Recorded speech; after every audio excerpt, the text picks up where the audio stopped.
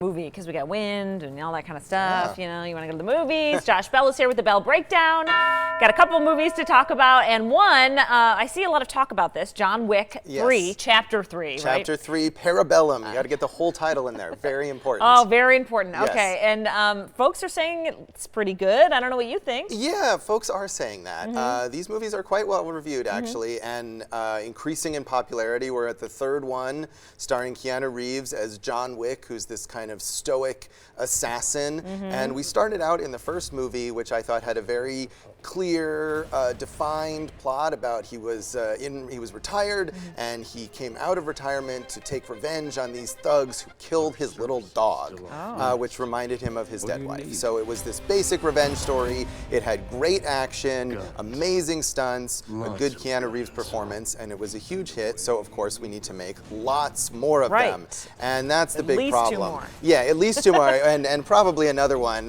judging on how this one goes. So I think the problem with these movies is anything that's kind of a surprise hit and you have to make more of it, is they haven't necessarily planned for that, and so you end up with a lot of repetition, you end up with diminishing returns, and I think we've got that here by the time we get to the third movie. It's a lot of the same, and I think people who enjoyed the first 2 movies will find a lot to enjoy here. There's some really cool stunts, some crazy action, Keanu is good, but they've really doubled down on this ridiculous, convoluted underground world of assassins. So this movie is like 70% action and 30% explaining of rules.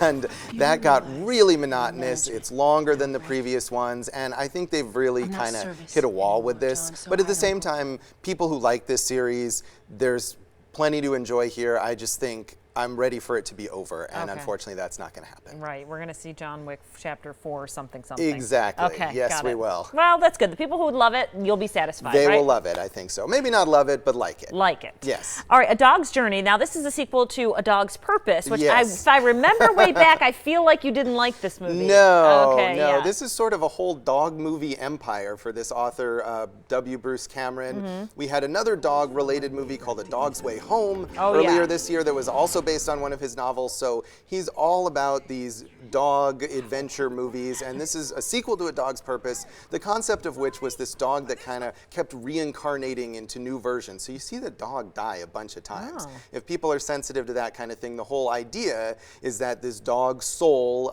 voiced by Josh Gad in voiceover, keeps being reborn over and over again and returns to its human owners. Dennis Quaid returns from the first movie as the boy who grew up and has the connection to the dog, and he tells the dog to take care of his granddaughter.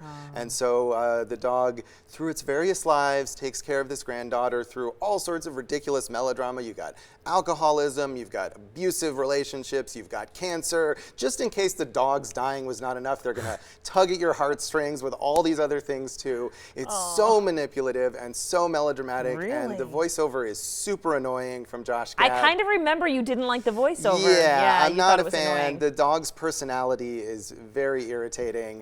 And I mean, for dog lovers, again, I don't know if you want to watch dogs die a bunch of times, but if you watch the first one and you had a good cry and you want more, I can't, I suppose, judge you, but I will judge this movie, and it's not good. Okay, got it. I don't know why sometimes your reviews make me giggle, but you make sense. Well, if the voice is annoying, then you don't want to watch it. And then if all these deaths are happening and you're going because you're a dog lover, then... I think maybe people are surprised, or they take their kids because it's a family-friendly movie and they don't realize how much sadness and death are in these movies, and it's actually quite a lot. Yeah, it's interesting.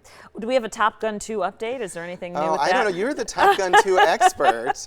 Well, we're getting closer, Josh. 2020. Is it going to be next year? That's what they say. I'm going to put it on my calendar right away and plan for it. Good. All right, Josh. Well, we'll see you next week with 2 more movies, and that was the Bell Breakdown. Always good stuff. Get out to the movies. We'll see you next week. Thanks. Stay with us.